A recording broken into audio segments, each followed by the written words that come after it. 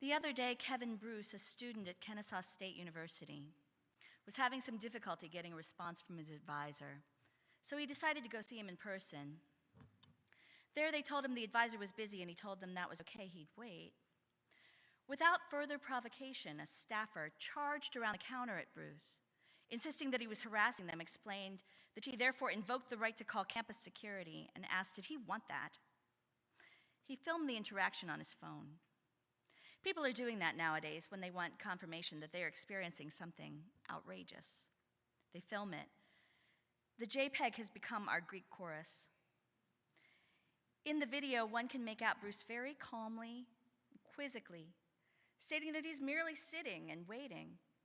Sitting here until somebody is available, the staffer officiously clarifies, is harassing us. Sitting here until somebody is available is harassing us. So I've conscripted Mr. Bruce into prophecy against his will. Because I feel some truth in it, I don't know if that was his intention. The video quickly went viral, no doubt because of the racial dynamics, another white functionary finding a black man menacing for no reason. We could talk all day about that. But I submit that the video was so compelling in part for another reason. We can't look away because we've all been there. Sitting on one side of a pane of plexiglass from a shopkeeper, a bureaucrat, someone who has the power to grant us what we're after. Perhaps we've had to take a number, or supply a more secure password, or take off our watch and shoes. Perhaps we've had to listen to the whole recording as the menu options have recently changed. We've all been there. It's modern life. In these times, we've grown accustomed to having to conduct our dealings with other people in these mediated ways, either literally or metaphorically through plexiglass. The world is harsh and jangly, and we understand the need to insulate ourselves. The world is chaotic and busy, and we understand the need to compartmentalize and delegate. And frankly, there is something appealing about the modernity of it all. I mean, I receive my prescription meds from a pneumatic tube. That's neat. I don't have to do that. It would change my life not at all to make the walk into the pharmacy and receive them from the hand of the actual pharmacist. The pneumatic tube traverses the distance from my car to the wall of the drugstore, a length I could probably reach my hand out my car window and touch. Yet I receive my meds from a pneumatic tube because, I don't know, it's safer or more discreet or faster or something. So that's okay. It's like the neighbor was telling Dustin Hoffman's new college grad when he was at a loss what to do in his life. Plastics, my boy. Plastics. They're the future. But it is so easy for these little inefficiencies, these little mechanisms we put in place to ease our transactions with each other, to go haywire, to take on a life of their own. It is so easy for the supplicant at the other end of the counter or the keypad or the help window to feel frustrated by an indifferent machine. Miraculous and amazing perks of modern life like airplane travel, cable, satellite, Wi-Fi start to feel a whole lot less miraculous and amazing when they are the tantalizing prize at the end of an infinite loop of customer service representatives with sunny dispositions and no power or will to help us. In the video game Portal, an intelligence called Gladys promises the hero Black Forest cake at the end of the quest. But as the quest goes on, he starts seeing signs that Gladys is malfunctioning and cannot be trusted. The cake is a lie, was a reveal so devastating in its day that it quickly became one of the most famous spoilers in all of gaming. We could all be forgiven for feeling a little like the hero in Portal, navigating challenge after challenge with an increasing sense that the authority does not notice or care, that the cake is a lie. Spending too much time as Kafka's cockroach can make us shout and yell and beat our gongs in an attempt to be heard like Horton's Who's. It can make us peevish, disengaged, even destructive. So that's life on the one side of the plexiglass. But what of the person on the other side? On the other side of the plexiglass, protected by it, constantly sizing up the other, judging the other, can make a person callous and imperious. It's possible to be too consumed by the circumstances under which you will deal with another person. What you shouldn't have to contend with, what you should be protected from. It is possible to become a little too in love with your right, your power, to release the hounds on someone, to hang up, to walk away. Think how often that thin layer of polycarbonate corrupts and confuses our human interactions.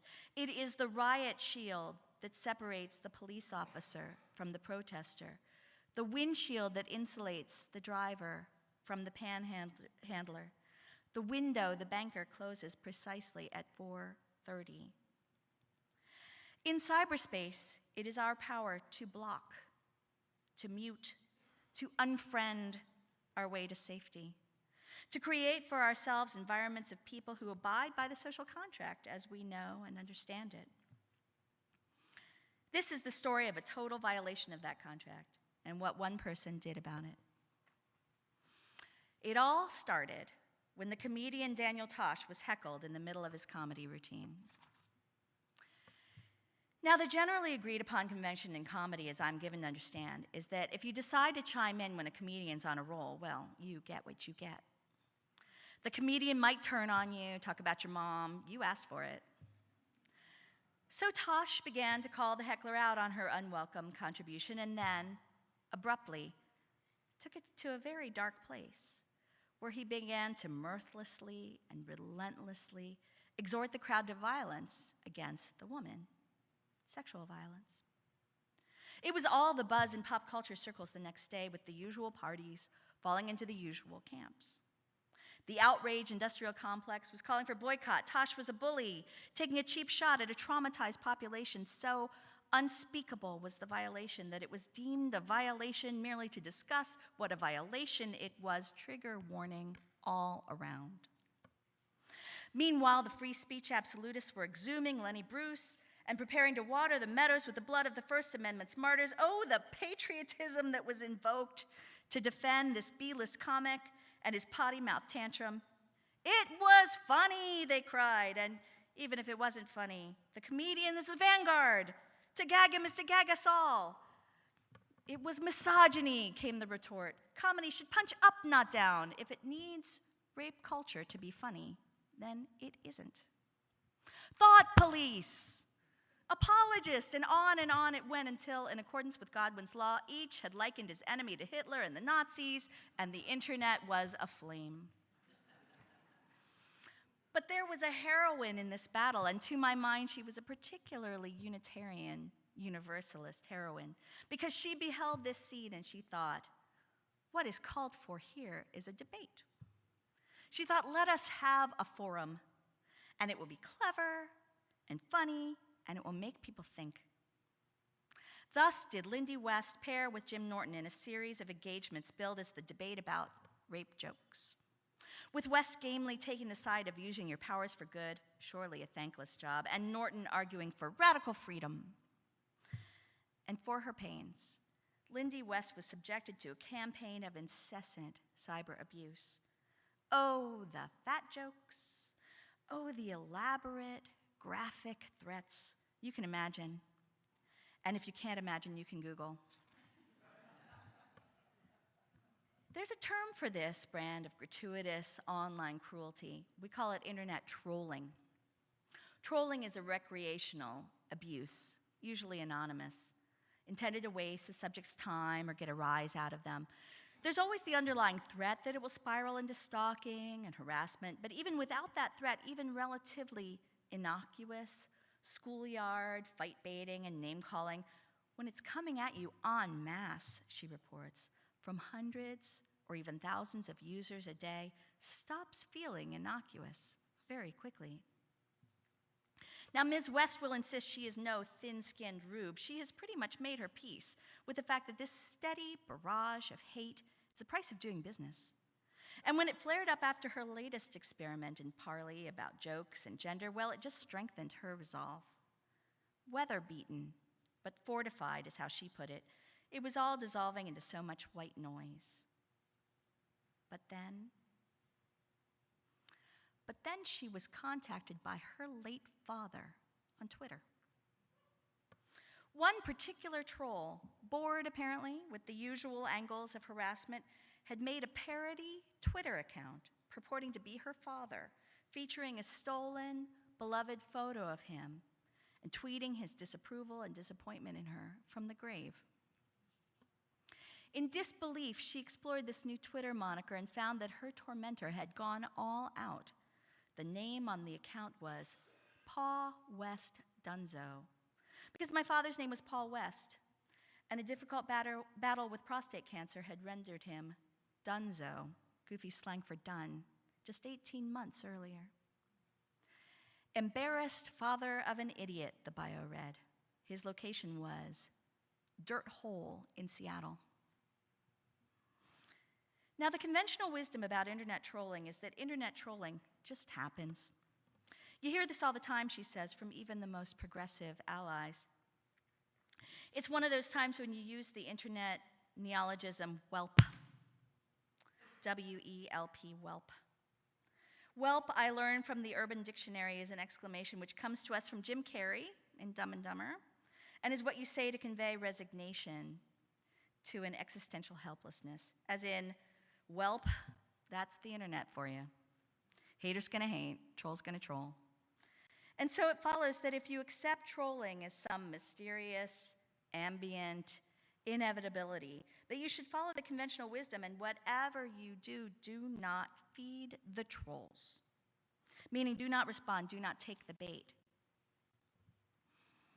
Sitting at my computer, she relates, staring at Paw West Dunzo, I had precious few options.